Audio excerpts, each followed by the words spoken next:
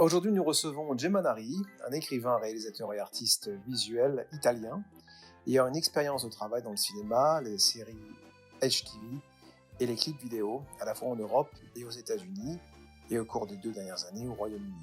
Bienvenue Jay, et merci beaucoup d'être avec nous aujourd'hui. Bonjour et merci de m'avoir invité.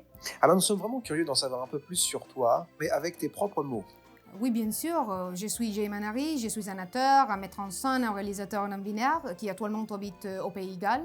Je dirige la Manari Film Arts Production, une société de cinéma indépendante que j'ai fondée en Californie en 2014 et pour laquelle j'écris, je réalise et produis différents projets comme des publicités ou des courts-métrages. Je suis également le fondateur de Miraban, une société de contenus créatifs qui organise des concours d'art, des expositions itinérantes et des festivals de films indépendants. Très bien. Et sur quoi travailles-tu en ce moment ? Je travaille sur différents projets en même temps et comme toujours parce que je pense que c'est le meilleur moyen de rester créatif et stimuler intellectuellement. Je travaille sur un roman d'apprentissage qui s'appelle Il Castrato et sur la production du film Feelings in the Shadow, les sensations de l'ombre, qui est ma version de Peter Pan racontée sur le regard de la première actrice qui a joué les rôles au théâtre Duc de York en 1904. C'est formidable. Alors de quoi parle Il Castrato ? Et depuis combien de temps travailles-tu dessus ?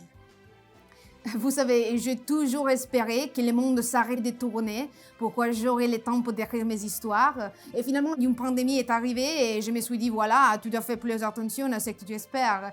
Mais blague à part, en avril 2020, lorsque le premier confinement a eu lieu, je suis retournée en Italie et j'ai commencé à travailler sur l'écriture de Il Castrato, l'histoire d'un sculpteur italien bisexuel, et la succession des événements qui vont bouleverser sa vie et la rendre très controversée et donc unique. C'est une histoire sur le déni de soi, sur les découvertes et sur l'acceptation à la fois du protagoniste mais aussi du lecteur. C'est très prometteur. Et où en es-tu avec le livre ? J'ai cette idée qu'on sied dans ma tête et mes notes pour très longtemps et je vais su avec, j'ai repoussé ça jusqu'à ce que j'ai pu finalement avoir de temps de m'y concentrer. Et j'ai travaillé dessus environ un an, ça fait 300 pages, je pense que je suis presque à la fin. On te souhaite le meilleur et que tu le finisses bientôt, bien sûr. Merci, je l'espère aussi. Tu peux nous parler de Feelings in the Shadow ? Oui, bien sûr. Feelings in the Shadow, les sensations de l'ombre, est un drame romantique d'époque qui raconte l'histoire de Peter Pan, pigé dans une dystopie injuste et moderne de Neverland, les pays imaginaires, transformé en cirque d'artistes freelance, les garçons perdus, et qui devient peu en peu les meilleurs outils du marché. Et dans cette version de la pièce de James Barrie, Peter Pan est un acteur talentueux mais sans sous qui travaille comme un acrobate au Neverland Cirque, qui est dirigé par le ménageur en chef, Monsieur Mouche, et qui appartient aux gestionnaires des médias comme la publicité, les milliardaires, Captain Crochet. Cela semble intriguant. Il y a déjà beaucoup d'adaptations de l'histoire de Peter Pan, des films, des comédies musicales, une pièce de théâtre. Donc, je voudrais savoir pourquoi tu as écrit spécifiquement sur Peter Pan et ce qui est nouveau dans le livre et dans sa version cinématographique comparé à ce que nous avons déjà vu sur l'écran. Merci d'avoir posé sa question. En soirée, il y a beaucoup des adaptations de Peter Pan, mais la mienne est particulière parce qu'il est raconté à travers les yeux de la première actrice à avoir joué Peter Pan, mademoiselle Nina Bussico. C'est elle qui va dévoiler les feelings in the shadow, les sensations de l'ombre, les côtés les plus sombres du scénario original de Peter Pan, sa fin alternative avant les changements drastiques opérés avant de sa sortie. Au théâtre de Duke of York, le 28 décembre 1904. Est-ce que tu peux nous expliquer comment Peter Pan était censé avoir une fin différente ? J'ai passé des années à faire des recherches sur la vie et sur les œuvres de James Barrie. Et je suis arrivée à la conclusion que James Barrie a écrit une tragédie qui a été forcée et tournée en comédie par les producteurs américains Charles Frohman pour mieux le vendre. Et ça a marché.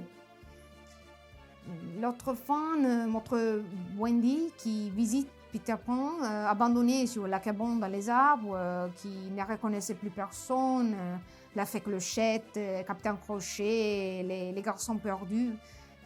Il semble avoir perdu sa tête ou peut-être il est juste semblant de faire face à ses absences. Alors pourquoi as-tu décidé de transformer le pays imaginaire en cirque et pourquoi ton Peter est différent de celui de James Barrie? Eh bien, le cirque est le lieu où Peter Pan entre dans le vrai monde. C'est l'endroit idéal où la réalité et la fantaisie s'est brûlée, créant ce qu'on appelle le réalisme magique. Mais Peter Pan s'en libère par la stigmate du narcissisme, de l'égoïsme et de l'immaturité qui l'a caractérisé encore jusqu'à aujourd'hui. Et je suis convaincue que Peter Pan est l'autoportrait même de James Barrie, malgré le fait qu'il était inspiré par les traits et les manières de Peter Llewellyn Davis. En fait, avant Peter Pan, les garçons qui ne voulaient pas grandir, James Barrie avait déjà écrit Sentimental Tommy ou Tommy et Grisel, qui sont les ancêtres de Peter et Wendy. Les relations, la façon dont elles se déroulent et comme elles couchent, elle est très inspirée par les échecs personnels de James Barrie et également de ses propres relations. Ce qui a poussé Peter Pan à être seul et pourquoi il n'y a pas de souvenirs de ce qu'il appelait ses amis.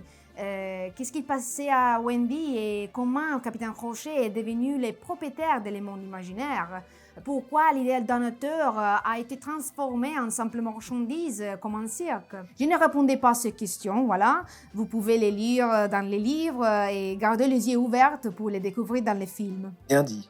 Feelings in the Shadow est déjà disponible en anglais et en italien sur Amazon, Mondadori Bookstore et chez Barnes Nobles au Royaume-Uni. Avec Feelings in the Shadow, les sensations de l'ombre, Jay, tu es maintenant au stade du développement du film, n'est-ce pas? Oui, je recherche un coproducteur, une coproductrice. Je vais donc présenter cette histoire dans le marché des Cannes cette année. Et je travaille sur cette campagne sur les Kickstarter qui sortira en juillet. Alors maintenant, pour conclure, comment les gens peuvent-ils s'informer sur l'état de tes projets? Eh bien, s'ils vont sur les Facebook, ils trouvent Feelings in the Shadow avec tous les liens pour la newsletter, pour télécharger gratuitement la version du livre en italien et en anglais, suivre les Kickstarter et regarder les coulisses et les promos du long-métrage que nous avons filmé en octobre.